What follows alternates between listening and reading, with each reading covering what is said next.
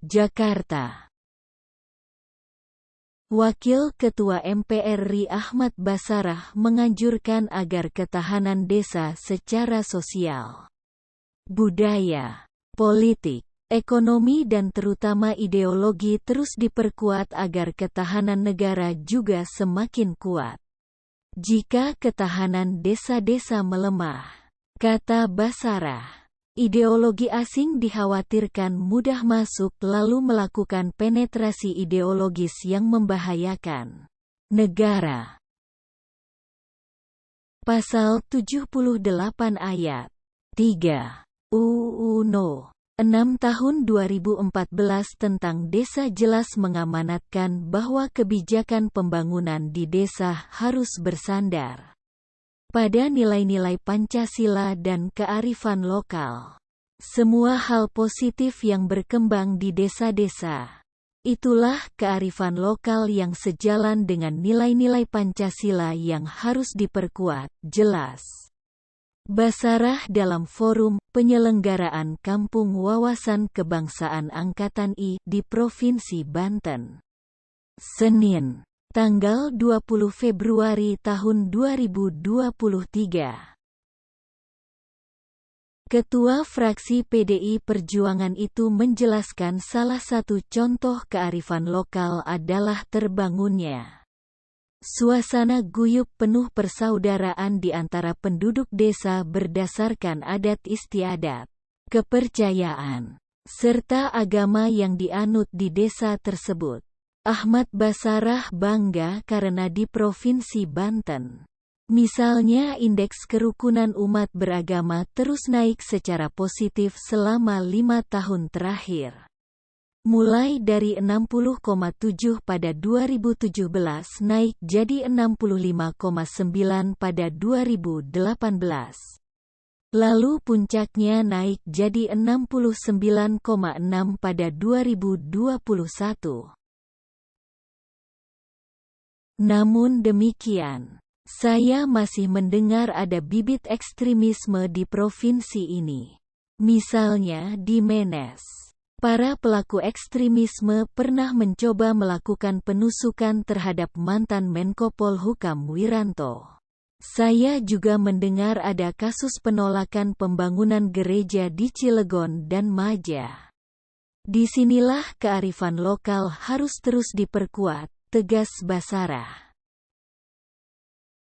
Dalam acara yang dihadiri pejabat Gubernur Banten Al-Muktabar dan Rem 052, Wijaya Krama Brigjen TNI Putranto Gatot Sri Handoyo, dan Camat 3 Raksa Rahyuni itu, Ketua DPP PDI Perjuangan itu mengingatkan desa-desa di seluruh Indonesia adalah ujung tombak penyelenggaraan pembangunan nasional yang berada di garda terdepan pelayanan publik.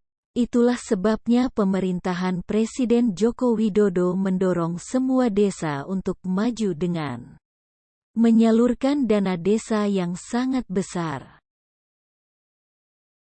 Di tahun 2022 saja, dana desa yang dikucurkan mencapai 68 triliun rupiah.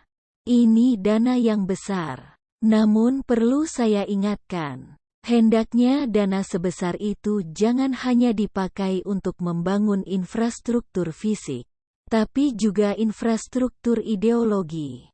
Jangan dikira penguatan ideologi tidak penting, tutur Basarah. Doktor bidang hukum tata negara lulusan Universitas Diponegoro Semarang itu mengapresiasi Provinsi Banten mendorong terbentuknya kampung-kampung wawasan kebangsaan di banyak tempat. Dengan strategi yang dimotori Kepala Badan Kesbangpol Provinsi Banten Ade Rianto itu, Ahmad Basarah optimistis Banten akan menjadi provinsi teladan dengan ketahanan ideologi yang dapat diandalkan. Apalagi ke depan, Mahkamah Agung dan Badan Pembinaan Hukum Nasional Kemenkumham sudah bersepakat akan mendorong para kepala desa di seluruh Indonesia untuk menjadi hakim-hakim desa agar persoalan-persoalan di desa bisa diselesaikan secara kekeluargaan. Jika para kepala desa itu tidak punya ketahanan ideologi yang kuat, bagaimana mungkin mereka akan menjadi paralegal yang mumpuni? Jelas Basarah. Sejalan dengan pernyataan Ahmad Basarah, pejabat Gubernur Banten Al-Muktabar dalam sambutannya mengaku punya agenda yang terstruktur, sistematis dan masif dalam memperkuat wawasan kebangsaan sampai titik terdepan di kampung-kampung.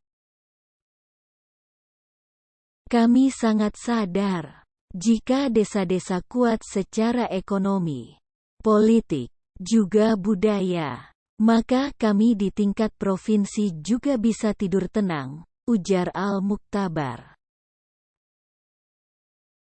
Akad, Ega.